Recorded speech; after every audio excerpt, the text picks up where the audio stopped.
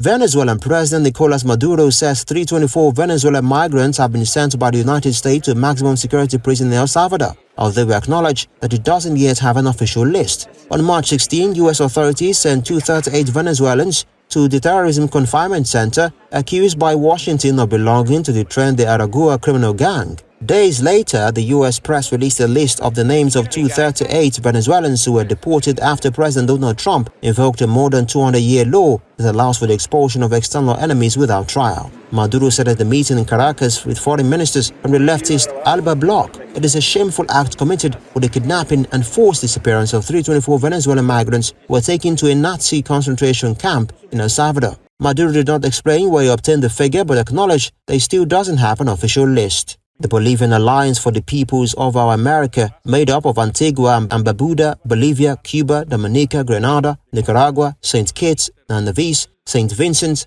and the Grenadines, and St. Lucia, condemned the mass deportations as well as the sending of Venezuelans to the confinement center. There was no formal statement, but the foreign ministers addressed the issue. Maduro is pushing for the group to be sent to Venezuela and has hired a law firm in El Salvador. He also spoke with the United Nations Secretary General Antonio Guterres to request their protection. Venezuela and the United States severed diplomatic relations in 2019, but in January the two governments reached out to agree on deportation flights, which were later suspended when Trump revoked Chevron's license to operate in the South American country. They resumed a week ago, and a total of 743 deportees from the United States have arrived in Venezuela.